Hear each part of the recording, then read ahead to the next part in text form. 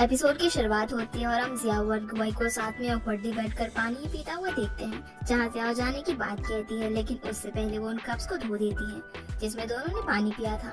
गुआई उसे टिश्यू देने के लिए टिश्यू निकालता है, लेकिन उससे पहले ही वो बाहर चली जाती है। बाहर जाकर उसे याद आता है कि वो अपने फोन तो अंदर ही भूल गई है। वहीं गुआई जियाओ के धोए हुए कप्स को फिर से धो रहा था, तभी डोरबेल बजती है और जियाओ फोन लेने के लिए अंदर आ जाती है। अब फोन लेने के बाद जब वो फिर से जा रही थी, तभी वो देखती है कि गुआई उन कप्स को फिर से धो रहा था। यहाँ गुआई उसे एक्सप्लेन करने की कोशिश करता है कि जैसा वो सोच रही है वैसा कुछ भी नहीं है, लेकिन जियाओ जवाब देती है कि उन्हें एक्सप्लेन करने की जरूरत नहीं है। उसे पता है कि उन्हें सब कुछ परफेक्ट चाहिए होता है और चली जाती है, लेकिन इस बात से उसे बुरा लगा था। अगली सुबह हम देखते हैं कि गुआई के ऑफिस में गाओशी आती है और उसके सामने बैठकर पूछती है कि वो घर क्यों चेंज कर रहा है, और अगर वो चेंज ही कर रहा है तो उन्हें पहले बता देना चाहिए था। जिसके जवाब में गुआई कहता है कि बिना बताए उसके पेरेंट्स को सब कुछ पता ही चल जाता है तो फिर क्या फर्क पड़ता है। इनडायरेक्टली वो गाओशी को ये कह रहा था कि उसे पता है कि उसने ही उसके मॉम डैड को सब कुछ बताया था। तब गाओशी उसे कहती है कि क्या वो उसे ब्लेम कर रहा है, और खुद को एक्सप्लेन करते हुए कहती है कि उसे बस आंटी की फिक्र है, क्योंकि वो सैड थी और उसे देखा नहीं जा रहा था, इसलिए उसे पहले बता देना चाहिए था ताकि वो उसकी हेल्प करती। इसी बीच वो उससे पूछती है कि क्या उसे उसकी हेल्प चाहिए, और उसके टेबल पर रखे प्लांट पॉट को उठा लेती है। गुआई उसे हेल्प के लिए मना कर देता है, इसलिए वो उसे कहती है कि वो जा रही है, इस होप में कि वो उसे रोकेगा, लेकिन गुआई तो उसे जाने का ही कहता है। पर फिर वो एक बार फिर से गेट पर जाकर रुकती है और कहती है कि वो जा रही है, लेकिन गुआई का वही सेम रिस्पॉन्स होता है, इसलिए वो चली जाती है। और गुआई उस प्लांट पॉट को सीधा करके देखते हुए स्माइल करने लगता है, क्योंकि वो उसे जियाओ ने दिया था। अगले सीन में गाओशी डॉक्टर दो से मिलती है और कहती है कि उसे पता है कि डॉक्टर गुआई शिफ्ट कर चुके हैं, और इसीलिए वो सब स्टाफ के साथ उन्हें सरप्राइज देना चाहती है। ये सुनकर डॉक्टर तो भी मान जाते हैं। वहीं जियाओ जेनसेन को ये बताती है कि वो गुआई के साथ शॉपिंग पे गई थी, और वो बहुत ही खुश हो जाती है, और उसे भी जेनसेन और गुशाओ के बीच बढ़ रहे प्यार की भनक लग जाती है। फिर रात के वक्त गुआई आता है तो देखता है कि जियाओ बारिश में दौड़ते हुए आ रही है, इसलिए वो अपनी कार से एक अम्ब्रेला लेकर उसके पास जाता है, जबकि उसकी कार में 2 अम्ब्रेला थे।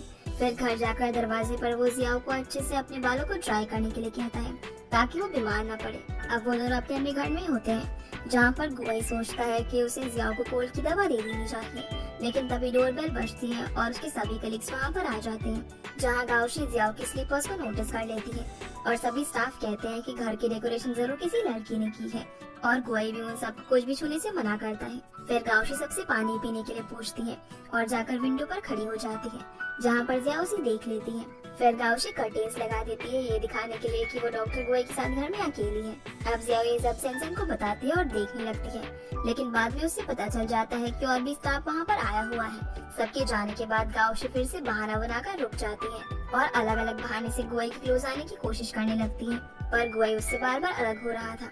वहीं जियाओ को इतना गुस्सा आ जाता है कि वो बेसुरा चलो बजाने लगती है, जिसके कारण उसे उसके डैड से डांट भी पड़ती है, और गुआई को भी समझ आ जाता है।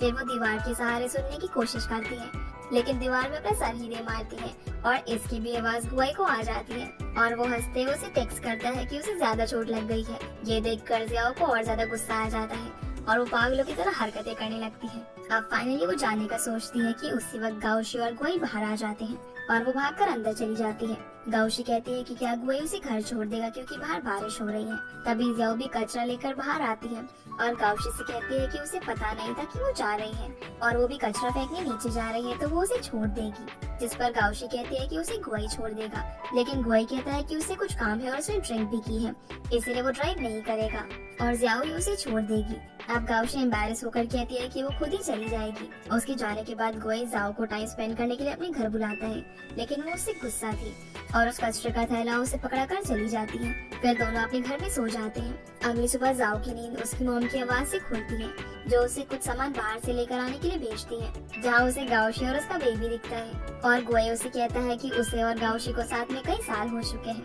और जियाओ की नींद इस भयानक सपने से खुल जाती है। फिर उसकी मॉम उसे सोया में खिलाने के लिए बाहर भेजती है, और उसी वक्त गुआई भी अपने घर से आता है।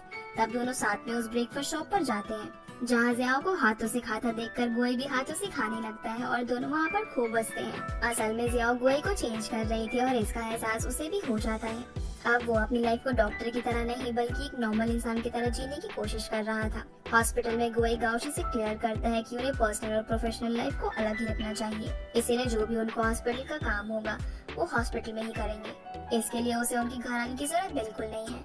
और वो उम्मीद करता है कि वो इस बात को समझेगी। इतना कहकर वो चला जाता है और गाउशी अपना मुंह बनाकर रह जाती है। दूसरी तरफ जियाओ के पेरेंट्स भी शहर से बाहर रियूनियन के लिए जा रहे थे, इसीलिए वो प्लान करती है कि वो गुआई के साथ डिनर बनाएगी। जब वो ये बात सेंसेन को बताती है तो वो कहती है कि उसे ऐसा करके गुआई को डराने की कोई भी जरूरत नहीं है, वो चुपचाप बाहर से ऑर्डर कर ले। इसीलिए अब जियाओ ऐसा ही करती है, लेकिन वो खुद को अपने घर के बाहर ही लॉक कर लेती है और वो फिर से सेंसेन को बताती है। वहीं शहर में जियाओ का पुराना क्रश शाओ जियांग वापस आ चुका था, जो एयरपोर्ट पर अपने दोस्तों से मिलता है और सेंसेन जियाओ की मदद करने के लिए गुआई को बता देती है कि क्या हुआ है।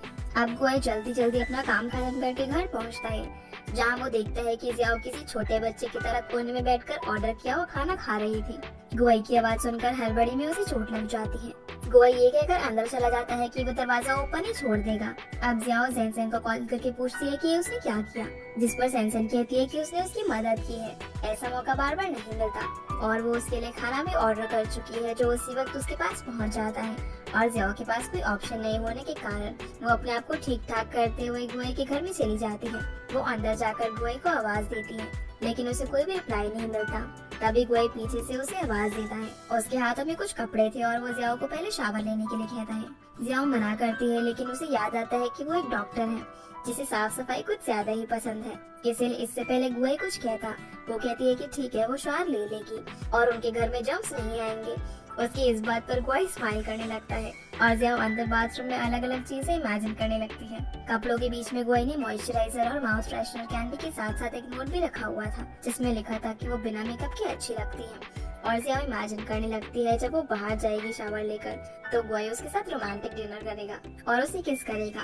वो उसे कहेगा कि वो उसे बहुत पसंद करता है। ये सब सोचकर वो शावर लेने लगती है और बाहर गुआई डिनर बनाने लगता है। वहीं जियाओ उसके दिए हुए कपड़े पहनकर खुद को शीशे में देखती है, क्योंकि वो उसके लिए बहुत ही बड़े थे। बाहर जाकर वो गुआई को ढूंढने लगती है, लेकिन वो तो अपनी स्टडी में कुछ काम कर रहा था। ये देखकर जियाओ के सारे अरमानों पर पानी फिर जाता है और गुआई उससे कहता है कि उसने उसके लिए नूडल्स बनाकर रखे हैं, वो जल्दी से जाकर उन्हें खा ले वरना वो ठंडे हो जाएंगे और उन्हें कुछ काम है, इसीलिए वो बिजी रहेंगे। तभी उसे किसी प्रोफेसर का कॉल आ जाता है और जियाओ मुंह बनाकर रह जाती है। अब बाहर जाकर वो नूडल्स खाती है और बाउल को धोकर अच्छे से रख देती है। इसके बाद वो गुआई के पास जाती है इस इंटेंशन से कि वो उसकी हेल्प करेगी फाइल्स निकालने में, लेकिन बुक्स के टर्म्स जियाओ के सर के ऊपर से निकले जा रहे थे। इसलिए गुआई उसे जाकर सोने के लिए कहता है और बता देता है कि उन्होंने बेडशीट को चेंज कर दिया है। तभी जियाओ के मुंह से अनइंटेंशनली निकल जाता है कि वो कैसे सोएंगे और फिर वो खुद को करेक्ट करते हुए पूछती है कि क्या वो सारी रात काम ही करते रहेंगे और अगर वो उनके रूम में सोएगी तो वो कहाँ सोएंगे। जवाब में गुआई कहता है कि रात भर जागना उसके लिए कोई नई बात नहीं है, इसलिए वो परेशान ना हो और जाकर सो जाए, क्योंकि उसे काम करना है। जाते वक्त जियाओ ये भी देख लेती है कि गुआई इस प्रोजेक्ट पर गाओशी के साथ काम कर रहा है, जो देखकर उसे बुरा लगता है। अब जियाओ बाहर जाकर बैठ जाती है। कुछ घंटों बाद भी जब उसे नींद नहीं आती तो वो गुआई के लिए एग कस्टर्ड बनाकर टेबल पर एक नोट के साथ छोड़ देती है। कुछ देर बाद जब वो आती है तो देखती है कि गुआई ने उसे नहीं खाया है, इसलिए वो उसे गर्म करने लगती है। लेकिन तभी गुआई हड़बड़ी में बाहर जाने लगता है और कहता है कि उसे हॉस्पिटल जाना होगा और वो उनका वेट ना करे। सुबह वो घर को लॉक करके जा सकती है। गुआई के जाने के बाद जियाओ काउच पर बैठ जाती है और उसी तरह से बैठे बैठे उसे सुबह हो जाती है। सीन चेंज होता है और हम जियाओ, सेंसेन, जिनशिन और इंशी को साथ में देखते हैं। जिनशी और इंशी कपल थे जो कि कॉलेज में अपने रिलेशनशिप के लिए पॉपुलर है और इसे शियाओजियांग एयरपोर्ट पर मिला था। उन दोनों ने कपल क्लोथ्स पहन रखे थे, जिससे जियाओ और जेनजेन दोनों को क्रिंज फील हो रहा था। जेनजेन फिर जियाओ से उस लास्ट डे के बारे में पूछती है, क्योंकि वो गुआई के साथ थी, जिस पर जियाओ एक प्लेन जवाब देती है कि उसे नहीं लगता कि वो और गुआई कभी भी साथ में रह सकते हैं, क्योंकि दोनों की कमिटमेंट्स और प्रॉब्लम अलग अलग हैं। गुआई से तो काम ही नहीं कर पाएगी और ना ही उसकी हेल्प। अब उसकी बातें सुनकर जेनजेन थोड़ा शॉक और अपसेट हो जाती है और मूड को लाइट करने के लिए वो कहती है कि वो सभी ज्यादा न सोचे और उसे क्लास के लिए लेट हो रहा है। ये कहकर वो चली जाती है और जेनजेन जिनशी और इंशी को उसके नए लव इंटरेस्ट के बारे में बताती है। आगे हम देखते हैं कि क्लास के बाहर से अपसेट खड़ी होती है। अंदर जाने पर उसे उसके फ्रेंड्स वेलकम करती हैं, लेकिन उसे एक शॉक लगता है। ऑल्दो उसका हाथ भी रिकवर कर चुका था और वो वापस चेलो डिपार्टमेंट में आ भी गई थी, लेकिन उसे अभी पार्टिसिपेट नहीं करने दिया जाएगा।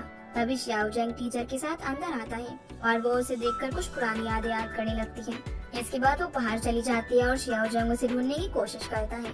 वही गुआई जब घर आता है तब वो जियाओ को ढूंढता है, लेकिन वो उसे नहीं मिलती, पर उसे वो नोट डस्टबिन में दिख जाता है जो कि जियाओ ने लास्ट नाइट उसके लिए लिखा था।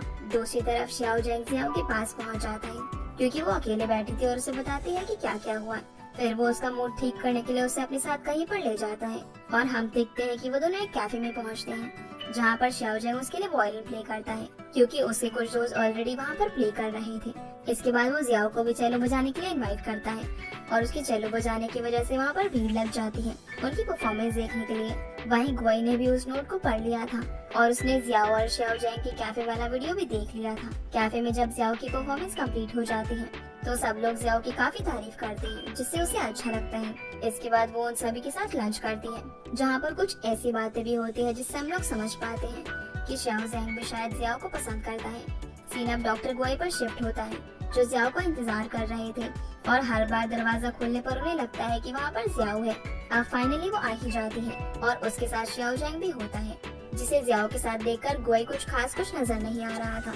जैसे ही वो बाहर जाते हैं उसी वक्त जियाओ के पेरेंट्स भी घर से बाहर आ जाते हैं जो शाओजंग को बहुत ही अच्छे से वेलकम करते हैं और उसे डिनर के लिए भी इनवाइट करते हैं। वहीं जियाओ की मॉम भी गुआई को इनवाइट करती है जिस पर जियाओ तो मना कर देती है लेकिन गुआई मान जाता है जो उसके लिए काफी अजीब था। डिनर करते वक्त सभी लोग खूब हंसी मजाक कर रहे होते हैं लेकिन सबसे फनी पार्ट गुआई और शाओजंग का था जहाँ दोनों एक दूसरे को डाउन फील कराने की कोशिश कर रहे थे क्योंकि दोनों ही जेलस थे और एक दूसरे को मेहमान बता रहे थे। वहीं जियाओ के पेरेंट्स उसकी स्टूपिड आदतों के बारे में बात कर रहे थे जिससे उसे बहुत ही बेइज्जती फील हो रही थी। इसी बीच जियाओ की मॉम शाओजंग की फिंगर पर एक कट नोटिस करती है और उसे फर्स्ट एड लाने को कहती है। अगले सीन में शाओजंग अपने फोन में कुछ देखकर परेशान हो रहा था और हम एक फ्लैशबैक देखते हैं जहाँ पर शाओजंग ने मिस्टर लिन की स्टमक कैंसर की मेडिसिन को देख लिया था और उनकी पिक्चर भी क्लिक कर ली थी। प्रेजेंट में वो थोड़ा परेशान होता है और बस इसी के साथ ये एपिसोड यहीं पर खत्म हो जाता है। तो गाइस ये थे आज के वीडियो एंड आई होप आप लोगों को ये वीडियो पसंद आई होगी तो इस वीडियो को लाइक कर चैनल को सब्सक्राइब जरूर कीजिएगा। आपसे फिर मिलते हैं अगले एपिसोड में, तब तक के लिए गुड बाय।